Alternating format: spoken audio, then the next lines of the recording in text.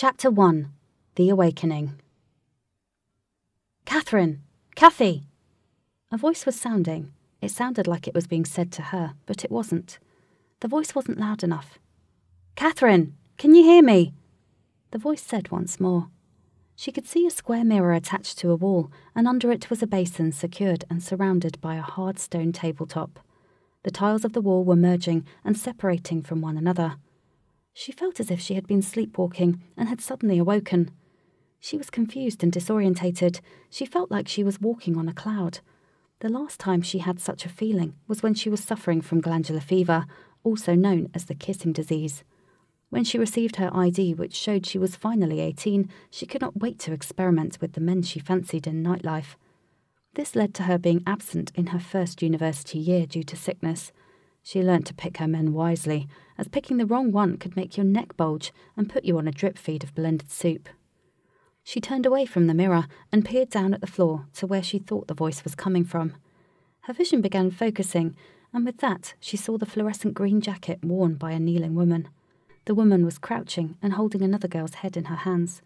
Katie thought she must be a paramedic. "Catherine, can you hear me?" said the kneeling woman. "Her pulse is very weak. Do you know how long she's been like this?" said the paramedic, looking up. A nervous man standing at the doorway said, "I think about 15 minutes. I watched her go in, and she didn't come back out." "How did she look when you last saw her?" "She looked away with the fairies, either drunk or on something." "Do you know what she has taken?" "No, I wasn't with her. I was just keeping an eye on her. Molly, her friend, told me to follow her to the toilet, and then she didn't come back out." "I think she has collapsed and banged her head on the floor. I'm treating her for a head injury and a possible intoxication or overdose. Is there anyone who may have known what she has taken?" "Only Molly, but she's left with some guys that they were both with, and Molly's phone is switched off." Another paramedic sharply said, "She's gone into cardiac arrest." Katie was in the toilets of her favourite nightclub, and she seemed to be in two places at once. She could see what appeared to be her motionless body in the care of medical help, but she was also standing beside them. "How can this be?" she thought. "This must be a dream." She spun around to see an empty toilet. A member of staff guarded the door, which was swinging open intermittently, as extra door staff were coming in and out, communicating to the paramedics. As the door swung open, Katie could see a large crowd had gathered outside. Crunch. A shockwave went through Katie's body, sending her straight to the floor. She couldn't breathe. She felt as if a horse had kicked her in the chest. She dropped to all fours. Being on one's hands and knees in such a toilet is not such a good idea. She looked to one side and came eye to eye with her own motionless body. Her head had lifted to the side, and she saw that the girl's eyes, which were indeed her own, were open. "Stand by," the first paramedic ordered. The second crunch made Katie hit the floor completely. "Okay, we've got her." The motionless Katie had just died and been resuscitated. One of the door staff informed the paramedics, "We've cleared a path to the fire exit, and from there you can have access to the ambulance." In a matter of moments, the toilet was empty. It was like magic. Time flew in a spectacular fashion. Girls started flooding back into the toilet, and very soon it was back to its manic state, as if nothing had happened. Katie stood looking around the room. Perhaps she had had a daydream and was now awake. She could see cubicle doors slamming, taps running, and girls retouching makeup. She saw one basin was free, so she turned the tap on and splashed water down her face. She knew it would ruin her makeup, but she didn't care. She just wanted some lucidity and normality to return. When she looked up, her face appeared immaculate and was surrounded by a halo made from a decorative mirror. Her long brown hair hung on either side, her cheekbones remained prominent, and, most importantly, her mascara still highlighted her deep brown eyes. Every boy she had ever known had told her about her eyes. They would say, "Katie, your eyes are so sexy." She had become tired of such empty compliments. Why don't guys ever look deeper? She always thought. She was confused. She knew that her makeup was not waterproof, and she wondered why it had stayed on. She turned to face a girl who was standing to her side. She was about 5 feet 4 inches, had long blonde hair, and was pouting in the mirror. "Your dress looks nice. I bet you've had loads of attention tonight," Katie said. The girl made no reply. Katie spun around and saw a cubicle door open. She spoke to the girl who came out, but still no reply. This was odd, she thought. Girls can be bitchy, but never in the toilet. It's like a retreat, a haven, where all girls come together to glisten and shine. Fine, she thought. I don't need the lipstick anyway. She pushed the door open, and as she left, she was hit by the sound of the pulsating nightclub. She could hear the R&B music ricocheting and echoing around the walls. She turned immediately left towards the R&B room.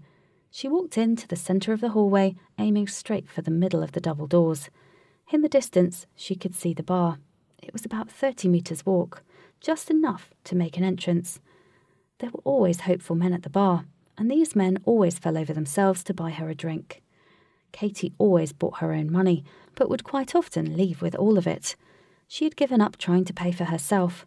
It's not new age and feminist, but it's a lot cheaper than paying for yourself, she thought. Her heels dug a few centimetres into the carpet. Her skirt only permitted model-like walking. Placing one leg over the other, she graced the runway. She walked past the dance floor to her left and gave subtle looks towards the illuminated floor area. It was early, and few people were dancing. She walked past the VIP booth, which was perched high on the dance floor. She noticed it was empty. Student night, she thought. No big spenders in town. She was close to the bar now. It was 10 metres long and decorated in fluorescent strips, mostly lit with purple and blue. Behind the bar staff was an array of alcoholic drinks, all spirits. The most expensive bottles were placed at eye level. Those were her favourites. She waited just off the queue. All the staff were busy serving. The queue consisted predominantly of groups of men. These men, she assumed, were students. Their heads shaved around the side with permitted balls of fluff on the top. They draped themselves in long t-shirts and squeezed into skinny jeans. Katie had smartly positioned herself next to some men who were wearing different attire, white shirts, chinos and smart shoes. Prep boys, easy pickings. The only problem with them is they will talk your ear off about Daddy's Bentley and the crazy after-party they will have. She didn't mind accepting drinks from them. As for them, it's only small change. Later in the night, they would get so drunk they'd forget who she was anyway. Hey, Harry, did you hear about that hot girl who got spiked last week? Which hot girl was that? You know, the one we call Pocahontas. No way. Yeah, and because she drank so much, the drugs created a deadly mix and she collapsed. Wow, is she okay? No idea, mate. She's not in here today. How do you know? Come on, there's no tens in here. Ha ha, trust you to know that. She hated it when guys rated girls by numbers. That's funny, she thought, because she had just dreamed a similar story. She always thought she was slightly psychic. These men were taking their time to notice her, so Katie just queued up anyway. Surprisingly, she reached the front. This never happened. For the first time in months, she was going to have to part with some cash. Damn, she thought. This is 1 hour of waitressing. God, I hate wasting money. She always related the money she spent to the hours it took her to earn it. Her dad had always insisted she did this. He started it when he first gave her pocket money for hourly chores. Her dad was a lovely social Italian man, but very strict when it came to money and hated the waste of it. The bar staff seemed to be ignoring her. She had waited for over 30 minutes. This was unusual for Katie. All the bar staff were female, so she assumed it was down to their bitchiness that she wasn't getting served. She turned from the bar to look at the dance floor. People had begun to surge onto it as the old 1990s hip-hop classics had started to play, and most people had consumed enough alcohol to dance to them. The room was circular and was moulded to serve the wooden dance floor. The DJ occupied a booth at the perimeter, and he was given a raised tower to perform to his audience. Below the DJ booth were a couple of girls waiting to be invited up into his mighty tower. They wore dresses which were far too smart for such a place. Their hair had at least 3 hours of attention, and their makeup was finished to a high standard. This was unlike Katie, was wearing a skirt but a casual top, concealed mid-waist by her long flowing brown hair. She stood tall at 5'10" and was unintentionally noticeable. She owned her own space and did not look British, even though she was. This was the usual conversation starter for most men. "Hey, where are you from? You look like you're from Spain or Italy," they would say. Or if they were trying to be creative, they might say, "You look Native American." She had heard them all. What really excited her was when a man noticed something deeper, something original. But that was a lot to ask, because she rarely gave men the time of day, unless they were buying her drinks. The night was a unique experience for her. She wasn't being noticed. She was getting bored, so she made her way to the dance floor, carefully crafting her way down the few steps. No one wants to stack it in high heels. She found an empty spot to dance. She had taken salsa lessons, so her hip movement was cat-like. Her aim was to dance for a few songs, gain some attention, and then go back to the bar to cash in on her efforts. Bending and slinking, Katie matched and synchronized her hips to the beat. She knew these movements were like catnip to men. Men were so easily manipulated. 2 songs went by, and Katie had outdanced a professional dancer and an exotic dancer who attended as regularly as she did. She had still not received any attention. By now she would have expected to have had a guy grab her hips, or to have to shun a couple of guys for trying. Not even had she received some jealousy from girls whose boyfriends had been overstaring. She had gained nothing. She thought, I can't be losing it. I'm only 21. Out of the corner of her eye, she noticed one man gazing at her. Finally, she thought. She knew not to make too much eye contact, as she wanted to keep the mystery alive. Once men know a sure thing, they will not chase. They are more likely to leave you and try to pick you up at the end of the night after they have shopped around and been unsuccessful and become desperate in what is also known as the desperate hour. Luckily, the man was standing opposite a large mirror which was fixed onto a pillar next to the DJ tower. Katie had positioned herself there to catch watchers from behind. She knew every inch of this venue. She saw that the man was dressed like no other. He was dressed in fancy dress. He was in what appeared to be a martial arts outfit. She knew this because she had taken taekwondo lessons as a child. His outfit looked very traditional, and even more so than she remembered. She thought he obviously did not get it from a party shop. He probably was one of those guys who took any opportunity to show off his alter ego. She imagined the conversations she'd have with him. Hey, nice outfit. And then she'd expect to be bombarded by too much information about what style he does and why he loves it. All the time he's massaging his own ego and trying to impress her. She decided to stay for one more song, as now she had an audience. She danced and moved, changing direction. She turned in his direction, catching his eye momentarily. He was watching her, but not in the usual way. He wasn't leering, lusting, or hesitating, which are all the usual looks that guys gave her. He looked as if he was waiting. This was unusual. It appeared he was expecting her to come over. She timed her dance moves to give another turn in his direction. Her heels crisscrossed over one another. She caught his eye once more. He looked nonplussed about his surroundings and the sensual game she was giving him. He didn't even look intrigued or excited about her. She thought he must be not into women, or that she somehow knew him. She didn't recognize him at all. Katie would quite often get to a point where she didn't remember much of the night due to alcohol, so it's possible that she had met him a few times, and he thinks he knows her. Her legs were starting to hurt, and she hadn't eaten much before she came out. She was relying on the calories from alcohol and the mixers to keep her going. He was the only person in the room who was noticing her. She thought, well, I'd better start with him. Katie, excited as if she were on a catwalk, tall, gazelle-like. She positioned herself within earshot of him. There was no way that she was going to instigate the conversation. Very quickly, he started. You are some dancer, Catherine. I see you like to party. She slightly flinched as he said her name. He knows my name, she thought. I must have spoken to him already. Her game plan was to act like she knew who he was. Her memory was so scatty due to her late nights and lifestyle. She had read that sleep and brain analysts had done studies which suggested that part of the brain which is associated to memory can shrink due to a lack of sleep. Even though Katie knew this, she had changed nothing in the lifestyle. She had changed nothing in the lifestyle she was addicted to. She was not going to make any changes, and why should she thought, because she is so young. Yeah, I love to dance and go out. I can tell. You've spent the first 2 years of university doing so. So, you've seen me then? On occasion, he replied. Katie had not seen him at all. This was getting a bit creepy. Have you ever wondered why it is only me who talks to you? What makes you say that? I've seen you work this room to no avail, and finally you've come to speak to me, I, who have watched you all night. I take it you're studying English language or literature to speak like you are from a Shakespeare play. He looked confused and baffled. Who is Shakespeare? God, you are the funny one, aren't you? If we both stand by the bar, we can continue this conversation. Katie was growing bored. She didn't want to be chatted up by this guy, but maybe he could get served quicker than she could. What is wrong with this vantage point? We can survey what is in front of us just fine. Well, I think it's time we both had a drink. I think we are both too sober for this place. They both made their way over to the bar. I don't think you will be serviced, Catherine. She laughed. Not here and now, no, she chuckled.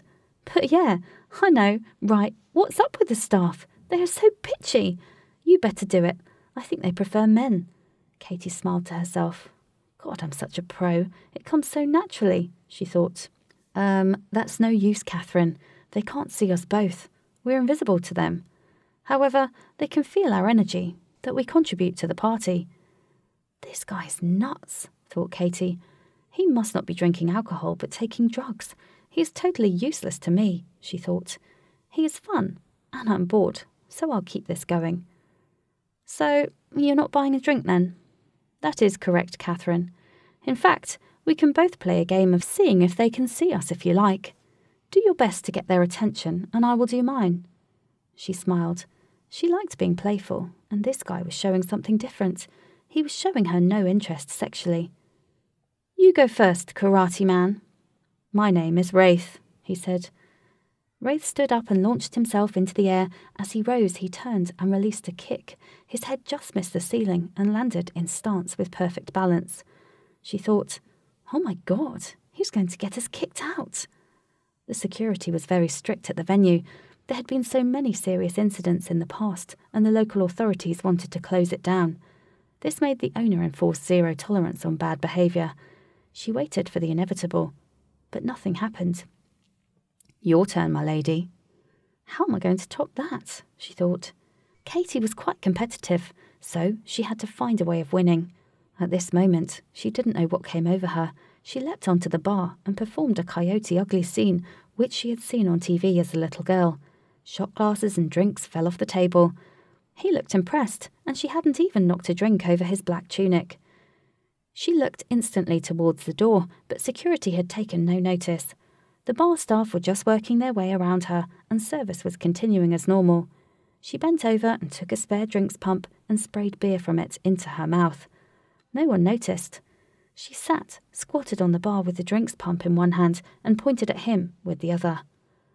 Okay, where are the cameras? Is this some kind of prank? I'm on some obscure cable network, aren't I? He looked at her and thought, what a beauty. This is some maiden. I bet she would make a true warrior. Too bad what has happened to her. He admired her and noticed her flowing hair that stopped at her knees and almost touched the bar. Her stare was intense, but also slightly cheeky. She was now analysing him. He knew that a woman of such prominence probably possessed the power to read his mind. Wraith thought to himself, empty your mind like a waterfall empties into a lake and block her invasive thought-reading operations. Out of frustration, he just let out, Stop reading my mind! Katie couldn't help but laugh aloud, and she almost peed herself. It's the way you said it. You believe I can. It's okay. What's your name again? Wraith. Wraith. God, that sounds straight out of a fairy tale. Wraith, I'm a woman, and it's our job to read men. We were born with the gift. So where are the cameras, and what show are we on? He extended one hand to help her down and said, Catherine, I'm afraid I wish it was that simple. I think you have forgotten. Forgotten what? Forgotten what happened last week. Last week I was in Italy visiting my grandmother. No, this time last week you were here. I can assure you I was away.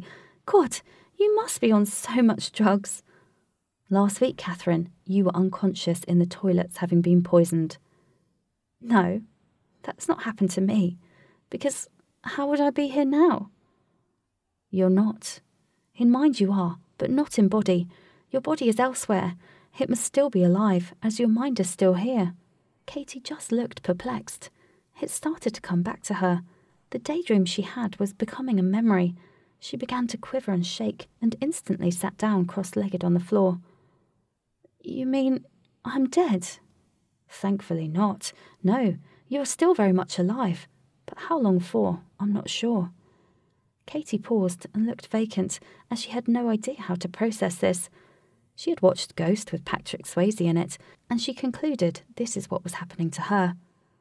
Catherine, my dear, take my hand.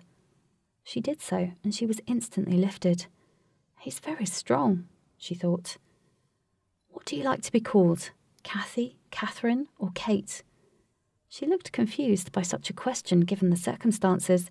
She answered, Well, Katie, really, and Catherine is usually when I'm in trouble. Katie, we don't have an abundance of time, he said urgently. In fact, time now is very precious to you and me. We must act fast. It's funny, because time is one thing I've always had loads of, she said in a ponderous, sad manner. And now, Katie, time is of more value to you than ever. We must act fast. You see behind the bottle, next to those trinkets? You mean the vodka bottles? Yes, those things. Can you see the timer with sand in it? Katy looked again, and right next to the bottle of Grey Goose was an old-fashioned timer which was filled with sand. She couldn't believe she didn't see it earlier, as that was her favourite spirit. Get it, my spring-legged vixen, he shouted. She looked at him with a smile like she wanted to laugh, but had just realised she had been given a command with a potential chauvinistic connotation. I shall, but only because I have chosen to. He admired her feistiness. She was not to be controlled or belittled in any way. She would do well ruling a kingdom of some sort. She sprang over the bar once more. She was forever doing squats and box jumps in the gym, so she took pride in how easy this was for her. She liked to show off. She navigated her way around the busy bar staff and laid her hands on the timer. It was quite large, and she needed to hold it with both hands, close to her chest. She placed it on the counter as she jumped over, and when she landed, they both stared into it. Catherine, this is the time you have left, Wraith said. How long is it? Minutes? Hours? Days? No one knows. They aren't that accurate. They are kind of subjective, but every so often you can see where your body is and even hear the sounds around it. As they stared, an image appeared between the falling sands. She saw her body lying in a bed. There were wires protruding from her. A heart rate monitor monitored her beating heart. Her father was sitting anxiously by her side. A man appeared in a long white coat and said, She's stable. She has survived the drugs and alcohol poisoning, but she's had severe trauma to the brain from her fall. She's in a coma, and we shall have to wait until she wakes to assess the level of damage her brain has sustained. I'm sorry, Mr. Peruzzi, but there is a strong chance she may not wake, and the longer she is asleep, the larger risk of brain damage and death. And with that the image disappeared. Katy was shocked. Her mind was still processing everything. She was in a state of shock, but decided to accept the strange things that were happening around her. Wraith charismatically said, Well, there you have it, and now you know, young lady. You have a challenge and adventure awaiting you. She looked at him, and for the first time started to fully notice him. He was about 6 feet tall and quite well built. He had long blonde hair, which she thought was probably highlighted, and a confident grin which stretched across his face. Who is this guy? She thought. Doesn't he know that this news is absolutely crushing to me? All he could do was see the positive and the challenge that lies ahead. He's nuts. Katy looked around the room and saw the party was in full swing, with some dancing and swaying. The song No Diggity by Blackstreet and Dr. Dre was playing. She looked at her new friend and said, So what now? He looked very happy with this question. It was as if he had been waiting for a lifetime for the penny to drop in her mind. We must leave your world and go to mine, he said. There we will have to go on a fairly long trip and find a magical ball, which will eventually lead to you and your body being reunited. Do you understand?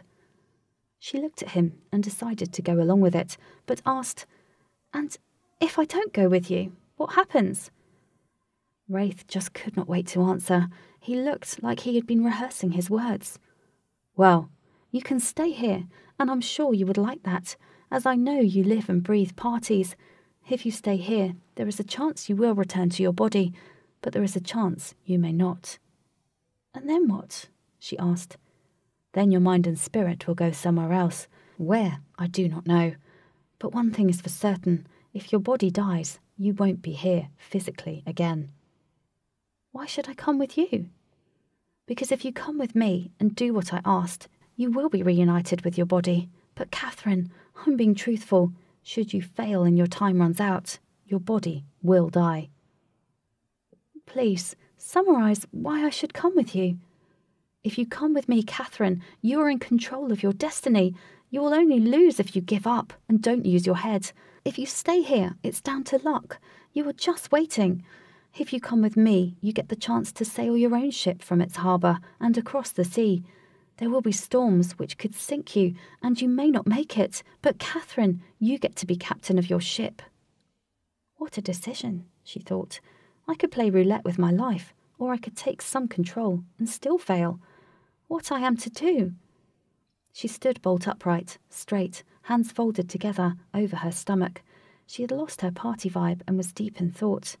Wraith stood behind her, propped up against the bar. He was empathetic and didn't enjoy watching her struggle. Confidence oozed from Wraith, as he knew already what Katie was going to choose. He had watched her long before her unfortunate incident. He knew that at some point someone from the nightclub was going to cross over, but he did not know who for certain. He had watched many come and go, and he began to realise it was going to be her. Even though he suspected this, he could not stop the events which were going to unfold. He could only prepare. Katie turned to Wraith. Now she looked and acted like a different girl. She was serious and adult. "Wraith, I'm going to trust and follow you. I couldn't stand being in this club for an eternity, and where you come from sounds much more fun. Plus, I like to oversee my own future. I'll take my chances with you. I have to ask, you're not a bad man, are you?" Wraith loved her spirit. She was still playful, yet commanding, even in this crazy, insane situation. "Katie, I believe you have made the right decision, and the answer to your question is, my belief is that I am good, but it is ultimately for you to judge.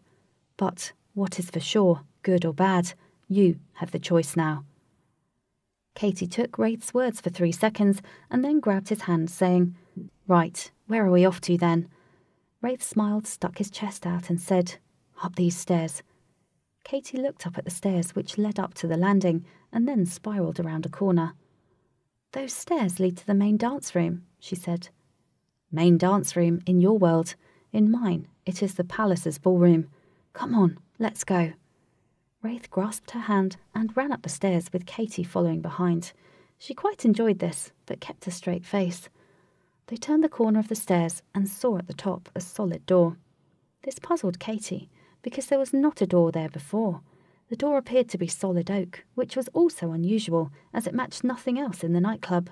The oak timbers pulsated as if it was alive.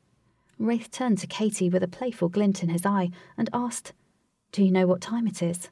She replied, "Funnily enough, no, but I think you want to tell me." "I know your time." He pulled out the timer from behind his back. "You were going to forget this, weren't you?" "It looks as if I was." Wraith continued, "Once we go through this door, we can't go back. It opens only once, and when it's next open, I have no idea. Your time, Katie, is of the most importance to you. You must take great care of the timer, otherwise you will find time will escape you. If it escapes you, your time in my world and yours is over." "You should be in theatre. You're so melodramatic," she scoffed. "Wraith, in one way or another, we are all on a timer. It just so happens that mine is stuck in this thing." And with that she winked, grabbed his hand and led him up the last few steps towards the large oak door. Slowly she pushed it. She felt its heavy weight as it moved ajar. It felt like there was resistance from the other side. Eventually it swung open. A wave of festive atmosphere engulfed her instantly.